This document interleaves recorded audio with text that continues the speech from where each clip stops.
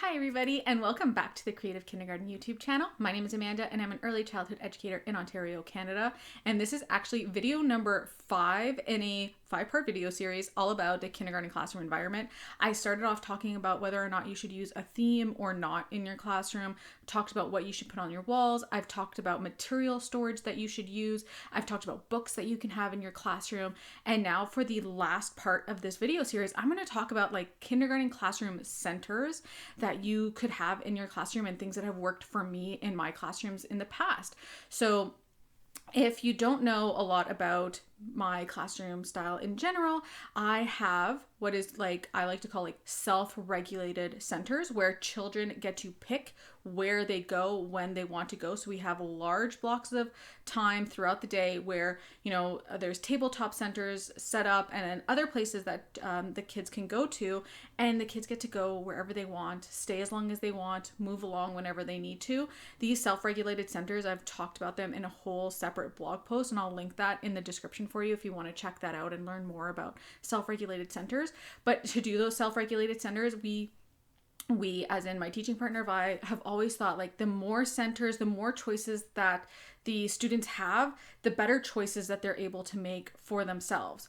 So usually we have what are known as like tabletop centers or like just center activities at tables, and these can be provocations, these can be like inquiries, this can be like more teacher-led activities, these could be more guided centers. These are the centers that are really planned almost daily by the educators in the classroom, and these are really purposefully planned to meet the needs of the children in the classroom. And then we have other centers in the room that we also plan for, but these are more fluid and are more controlled, I feel like, by the children and by like their interests, and they get to transform them the way they want to. So we always have things like the dramatic play center, that is completely guided by what the children want in that center.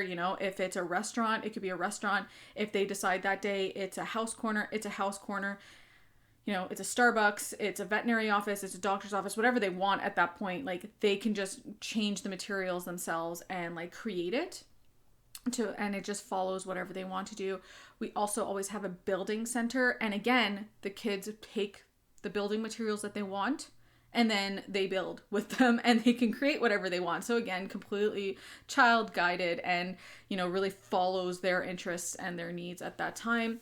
We also love to have sensory bins. And again, these can be more teacher guided because we get to decide like what we put in the sensory bin, like what kind of activities they can do in it. But a lot of the time we take the lead of the children about what they want to do, like what they would like to have in the sensory bin and things like that.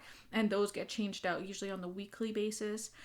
We also love to have a small world center, and I call it a small world center because it's usually just one or two, children. It's a smaller space, and we have a ledge in the classroom and the children can sit at this ledge, and it's one or two spaces that the children can take, and it's usually just like dramatic play but on a smaller scale. So it might be loose parts, or it might be some kind of puppets, or it could be felt, those felt people play area. It's just like whatever they're interested in, dramatic play or story retell, whatever it is. It's just on a very much smaller scale. Like whereas dramatic play, there could be a lot of children, a lot of activity going on. The small world is just kind of like a more relaxed, laid back space where it's just a couple children that usually go there, and it's a lot quieter, and everything's on a smaller scale.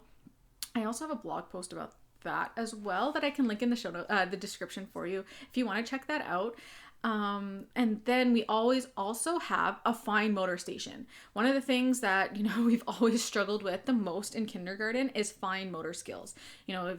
Children cannot learn how to write and do proper letter or number formations until they have those fine motor skills to be able to hold a pencil. And to address this need, we started to use a fine motor table. And so there's a dedicated activity every week for fine motor skills. So it could be using scissors, it could be threading, it could be using the tweezers, it could be a number of different things that are set out at the fine motor table that are specifically geared towards working on those fine motor skills. There's, again, so many different things that you can do for fine motor skills, and the kids are always so interested to see what's going on there. It's a really great center. We also have, a center for we used to have a computer in our classroom, but now it's iPad, so an iPad center. And again, just the more centers you have in your room, more spaces that children can visit throughout the classroom, I'm going to put this in quotes, the less behaviors you're going to have, because they just have more choice to do what they want to do, what they need in that moment, and they get to pick where they want to go and work on the skills that they need to develop and to grow. I think self-regulated centers are a really developmentally appropriate thing for a kindergarten classroom, and it's really a part of the space. And it's not something that's taught on day one where you're just like free. You are all free to just run wherever you want. It's a skill like any other skill that the children have to learn and that we have to reinforce over and over again. But having those choices is really important, and having a variety of different kinds of centers. So there's really like a sliding scale of different kinds of centers that you can have in terms of whether it's teacher directed or child directed. So you can have some really teacher directed explicit teaching centers, and that's okay. Like, the children in our classroom, you need to teach them skills. Like, that's your job as an educator, to teach them skills. And so, sometimes that needs a really teacher guided table in order to teach those skills, to reinforce those skills with your students. Then there's more teacher led centers where the teachers, like, it's a provocation where as an educator you select materials, or you select some kind of task for the children to complete, and then the children get the materials and they can kind of decide what they're doing with them and take a lead a little bit more. Or you can set up more of like an inquiry center where you choose some materials and the children take it wherever they want to take it with those materials. And that's more, it's child-centered with some teacher input because you've selected materials. And then there's like completely free play. The children get to pick the materials, like in the dramatic play center or the building center, wherever they might be. They get to pick the materials and they get to play. So you really do need that variety in your classroom. You do need the more teacher-led instructional centers or activities so that the children are learning the skills that they need to learn, and you are able to plan those based on their needs and reinforce those skills. But they do also need, developmentally, they need like chances to play and play deeply with the other kids in the classroom, and to learn from other kids in the classroom and learn those skills through play. And these can be purposeful play activities that you set out some materials for and have some kind of an idea of what you want to see happen, or it can be completely on their own with that free play option as well. So you really do need a mix of it, and I do think that having a mix of different centers for them to choose from really aids in that as well. So hopefully that helps you think about your classroom space a little bit more. Think about the different areas in your classroom and how you can change them around to, meet the needs of the students that you have. Maybe you have a group of students that really love building this year. They're not so much interested in dramatic play, but like they can build for hours. Well, how can we adapt that space to give them even more room, even more materials to play with, and really lean into the fact that they love to build? And how can we bring other skills and other things into that area?